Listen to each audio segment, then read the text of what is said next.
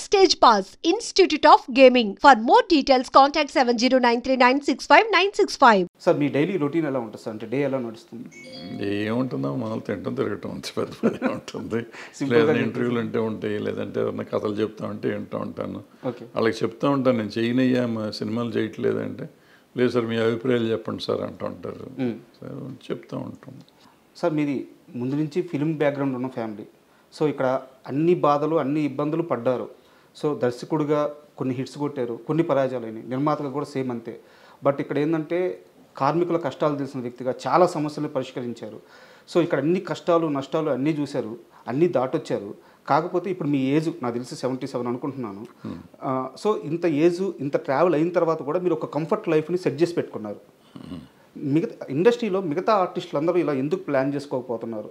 Career చివరికి వచ్చేలేకే ఫైనాన్షియల్గా అంటే వాళ్ళు యాక్టర్స్గా వాళ్ళు పీక్స్లో ఉన్నప్పుడు మంచి రెమ్యూనరేషన్ తీసుకుంటున్నారు, మంచి లైఫ్ని లీడ్ చేస్తున్నారు. చివరికి వచ్చేలేకే ఒకరి మీద ఆధారపడే పరిస్థితి వచ్చేస్తుంది. సో ఎందుకు ఇలా జరుగుతుంది సార్? అంటే నా వరకు నేను వస్తే నేను ఫైనాన్షియల్గా పెద్ద మెస్సే నేను సార్.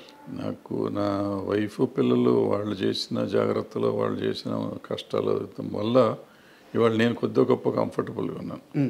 చాలామందితో కంపేర్ చేస్తే, అంటే ఐఎమ్ కంఫర్టబుల్ లేదని కాదు, కంపేర్ చేస్తే ఫినాన్షియల్గా ఐఎమ్ నథింగ్ సార్.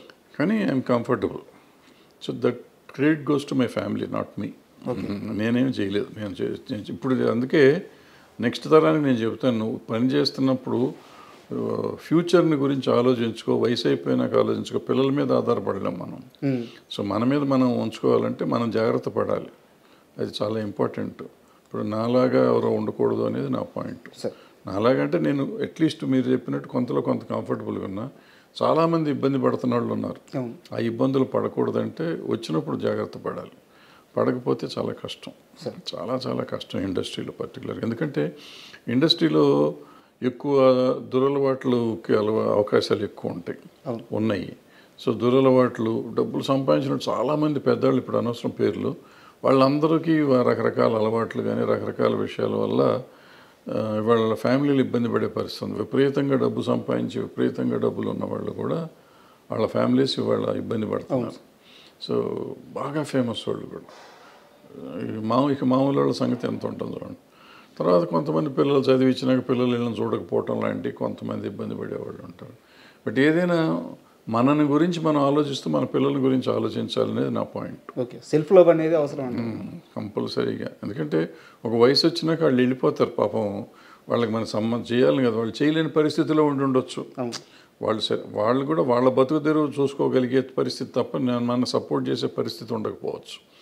అందుకని వాళ్ళ మీద ఆధారపడతాం కాకుండా మనది మనం చూసుకుంటూ వాళ్ళ కోసం చేస్తే బాగుంటుంది. ఎందుకంటే చూస్తా చాలామంది నాకు డబ్బులుగా అడుక్కునే పరిస్థితి ఉండటం ఇండస్ట్రీలో వాళ్ళని చూస్తే నాకు కొంచెం బాధేస్తుంది, కోపం వస్తుంది. ఈ పరిస్థితికి మనం వెళ్తున్నాం అంటే మనం ఏంటి, నా కెపాసిటీ ఏంటి, నేనేంటి అని ఆలోచించుకోవాలి.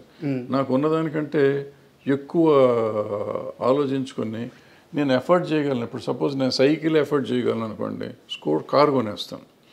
కారు కొంటే కారు మెయింటెనెన్స్కి, పెట్రోల్కి, ఈఎంఐకి డబ్బులు కావాలి, ఈ అప్పులు చేయాలి.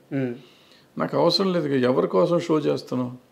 నీ జీవితం నువ్వు బతకాలంటే నీకు సైకిల్ సరిపోతుంది, లేదా బస్సులో వెళ్ళు, ఆటోలో వెళ్ళు. అది కాకుండా నువ్వు కారు ఎవరి కోసం, ప్రదర్శన కోసం చేసి ఆడు ఈఎంఐ వచ్చి లాక్కి వెళ్ళేది అసహ్యంగా. దానికంటే అసహ్యం మనకేముంటుంది జీవితంలో. సో ఎగ్జాంపుల్ చెప్పా. ఇట్లా మనం షో ఆఫ్ కోసం బతికేవాళ్ళు కొంతమంది, అవన్నీ మారాలి. మనం మారితే సింపుల్గా ఉంటుంది. సార్ మీరు నాకు వ్యక్తిగతంగా తెలుసు. కొన్నేళ్ల క్రితం మీ కింద మీ టీంలో నేను పనిచేస్తున్నాను. సో ఆ లీనియన్స్ తీసుకొని మిమ్మల్ని పరిధి దాటి ఒక క్వశ్చన్ అడుగుతున్నాను. తమ్మారెడ్డి భరద్వాజ్కి కోపం ఎక్కువ, తమ్మారెడ్డి భరద్వాజ్కి ఇగో ఎక్కువ. ఇలాంటి ప్రశ్నలు, ఇలాంటి మాటలు నేను స్వతహాగా వినున్నాను. మీ దాకా వచ్చున్నాయో లేదో నాకు తెలియదు. బట్ ఇదే సమయంలో నేను క్లారిటీ ఇస్తాను. మీ ప్రేమ నాకు తెలుసు, మీరు ఎంత మంచిగా ఉంటారో నాకు తెలుసు. అంటే నేను కెమెరా ముఖంగా ఇంటర్వ్యూకి వచ్చే ముందే చెప్పాలనుకుంటున్నాను, మీరు నాకు చేసిన సహాయం నేను చెప్తాను.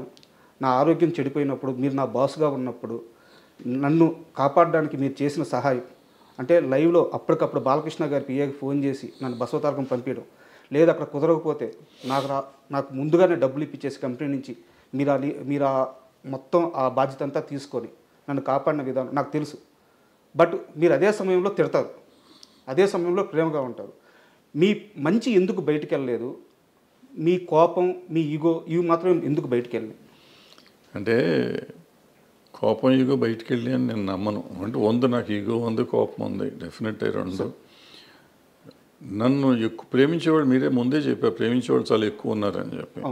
సో వాళ్ళ ముందు ఈగో ఇది అనుకున్న వాళ్ళు ఇప్పుడు తిట్టాను అనుకోండి, ఫర్ ఎగ్జాంపుల్ నేను మిమ్మల్ని తిట్టుంటాను 1-2 సార్లు, తిట్టిందే మీకు గుర్తుంటే అది మీ తప్పు, నా తప్పు కాదు కదా, ఏదో తప్పు చేస్తుంటారు తిట్టుంటాను. నా దగ్గర ఇంకో లక్షణం ఉంది, తప్పు అని నేను తిట్టినాక నేను చేసిన తప్పని చెప్తే తర్వాత వెళ్ళి క్షమాపణ చెప్పిన రోజు చాలా ఉన్నాయి.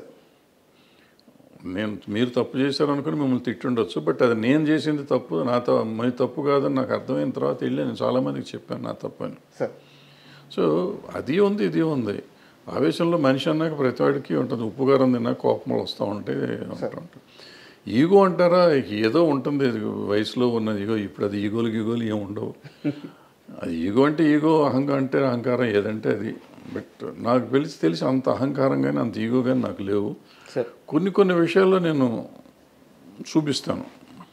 అండ్ మనం ఇండస్ట్రీ గురించి మాట్లాడుకుందాం అనుకున్నాం కాబట్టి సార్ ఓపెన్గా అడుగుతున్నాను, ఫిష్ వెంకట్ని ఎందుకు సార్ ఇండస్ట్రీ అనాథగా వదిలేసింది? ఫిష్ వెంకట్ని ఇండస్ట్రీ అంటే ఎవరు అసలు ఫస్ట్ మీరు అది చెప్పండి. డెఫినేషన్ ఆఫ్ ద ఇండస్ట్రీ ఎవరన్నా చెప్తే దాన్ని బట్టి నేను మాట్లాడతాను. డెఫినేషన్ ఆఫ్ ద ఇండస్ట్రీయే తెలియకుండా ఎవరికాళ్ళు ఇండస్ట్రీ అని మాట్లాడతారు. ఎవరు ఇండస్ట్రీ?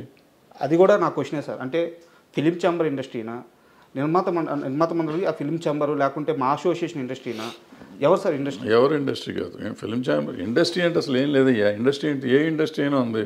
ఇప్పుడు ఒక ఇదేమంటారు, వర్కరుకి ఏదో అయ్యి చచ్చిపోయాడు ఒక ఇండస్ట్రీలో, ఆ ఇండస్ట్రీ యాజమాన్యం ఏదో చేస్తుంది కదా, యాజమాన్యం అతనికి ఉంటే ఇన్సూరెన్స్ ఉంటే ఇన్సూరెన్స్ ఇస్తుంది, లేదంటే ఎక్స్గ్రేషియా ఉంటే ఇస్తుంది, లేదా ₹1,00,000 5,000 10,000 ఇస్తారు.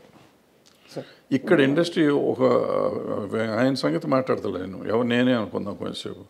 నేను ఎక్కడ పని చేశాను, వాడు నాకు బాస్. నేను ఎంతమంది దగ్గర పని చేస్తున్నాను. సో ఎవరు ఇప్పుడు నువ్వు చెప్పిన ఆయనకి నాకు సంబంధం లేదు. నేను ఇండస్ట్రీలో ఉన్నట్టే లెక్క. బట్ నాకేం సంబంధం? ఎవరు వచ్చి చేయాలి, ఎవరు వచ్చి ఎందుకు చేయాలి?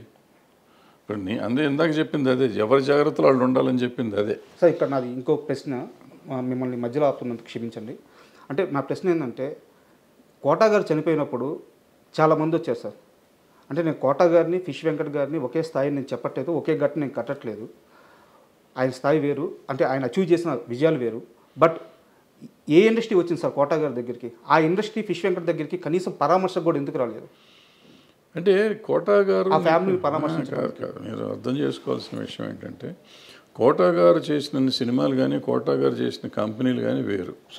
ఫిష్ వెంకట్ గారు చేసిన సినిమాలు, ఫిష్ వెంకట్ గారు చేసిన కంపెనీలు వేరు. ఆయనకి పరిచయం ఉన్న వాళ్ళు వస్తారు, ఎవరైనా కానీ. పోతే ఇప్పుడు అన్ని చోట్లకి వెళ్ళాలని రూల్ ఏం లేదు. చాలామంది అడుగుతారు, ఫిష్ వెంకట్ గారు పోతే చాలామంది రోజు పోతున్నారు. అంటే అంత ఇది కాదు. ఈయన ఇప్పుడు ఆయనతో పనిచేసిన వాళ్ళు అందరూ వచ్చారు కదా అక్కడికి. ఆయనతో పనిచేసిన వాళ్ళు అందరూ వచ్చారు, ఒకళ్ళిద్దరు పెద్దవాళ్ళు కూడా వచ్చి ఉంటారు. నాకు తెలియదు ఎవరు వచ్చారు ఎవరు రాలేదు, నాకు తెలియదు, ఐడియా లేదు. సో డెఫినెట్గా కొంతమంది ఆయనతో పనిచేసిన వాళ్ళు వచ్చి ఉంటారు. అంటే నేను ఎందుకంటే ఈ క్వశ్చన్ అడిగింది దీనికోసమే సార్. ఇప్పుడు ఎవరు తెలిసిన వాళ్ళే వెళ్తారు, తెలియని వాళ్ళు ఎందుకు వెళ్తారు ఇండస్ట్రీలో? ఇప్పుడు ఆయన వచ్చినాక ఏంటంటే ఒక గబ్బర్ సింగ్ నుంచి పాపులారిటీ వచ్చింది. ఆ గబ్బర్ సింగ్ గ్యాంగ్గా పాపులర్ అయ్యారు. ఆ గ్యాంగ్ అంతా అక్కడే ఉన్నారు పాపం. వాళ్ళే చాలా చేశారని విన్నాను నేను, నాకు తెలియదు. సో వాళ్ళు చేశారు కదా, మరి వాళ్ళంతా ఇండస్ట్రీ కింద ఎందుకు తీసుకోరు మీరు? హెల్ప్ చేసిన వాడిని ఇండస్ట్రీ అనుకోకుండా భరద్వాజ్ రాలేదు, లేకపోతే ఇంకో పుల్లయ్య రాలేదు, ఎల్లయ్య రాలేదు అని మాట్లాడతాం కరెక్ట్ సార్. నీళ్ళల్లో ఒక వ్యక్తి కొట్టుకుపోతున్నప్పుడు ఆ ఇచ్చే చెయ్యి పెద్దదే ఉండాలి కదా సార్. పెద్ద చేతికి ఎందుకు, ఎక్కడి నుంచి వస్తుంది పెద్ద చెయ్యి? ఎక్కడి నుంచి వస్తుంది పెద్ద చెయ్యి?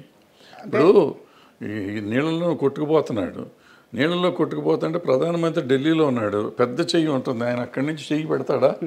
అక్కడ ఒడ్డున నువ్వు ఉన్నావు ఉంటే నువ్వు కదా చెయ్యి అందిస్తావు. అంటే ఈ ఒడ్డున నువ్వు అందిస్తావా, ప్రధానమంత్రి అందిస్తాడా? దగ్గర ఉన్న వ్యక్తి అందించాలి. ఇప్పుడు ముఖ్యమంత్రి ప్రధానమంత్రి ఎందుకు ఇవ్వలేదని నువ్వు అడిగితే నేను సమాధానం ఎట్లా చెప్తాను? అంటే కాదు సార్, నేను ఈ మొత్తం సినారియో అంతా ఎందుకు ఇంతలా అని అడుగుతున్నానంటే నాకు ఒక ఆన్సర్ కావాలి. ఇండస్ట్రీలో కొంతమంది ఉంటారు సార్. ఈరోజు నేను ఒక మంచి సీన్ తీసాను, ఇంటికి వచ్చి తాగుతాడు. ఈరోజు ఒక పెద్ద హీరో నన్ను భుజం మీద చేసి పలకరించాడు, అది ఇంటికి వచ్చి తాగుతాడు. ఈరోజు నా మీద కెమెరా పెట్టి 2 డైలాగులు చెప్పించాడు, వాడు ఇంటికి వచ్చి తాగుతాడు. సినిమా ఆడింది వీడు తాగుతాడు, సినిమా పోయింది వీడు తాగుతాడు. అంటే సినిమాను చూసుకొని మురిసిపోతూ ఆ ఆనందంలో వాడు చెడు అలవాట్లు చేసుకుంటా పోతూ ఉంటే ఫైనల్గా సినిమా వాడిని పట్టించుకోరు. అది అందరికీ తెలియాలి అనే ఉద్దేశంతో నేను మిమ్మల్ని పట్టించుకోరు.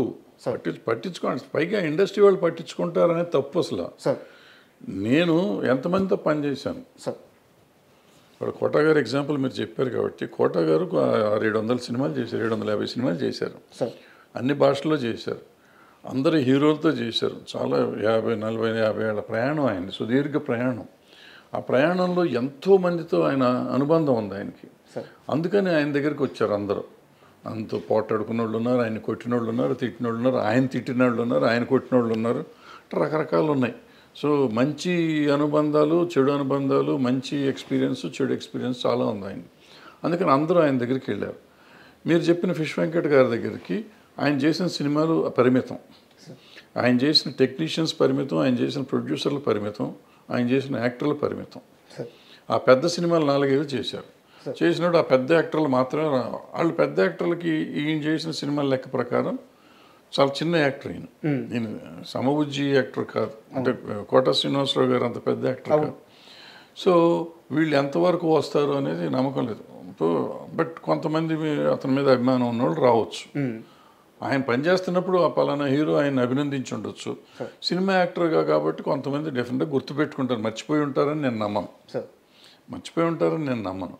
కానీ వాళ్ళందరూ రావాలని ఎక్స్పెక్ట్ చేయటం మన తప్పు అంటాను నేను. మన తప్పు. వాళ్ళు వస్తే వస్తారు, అది వాళ్ళ సంస్కారం. రావాలా వద్దనేది వాళ్ళ సంస్కారం, వాళ్ళ అవసరం కంటే ఆ సంస్కారం.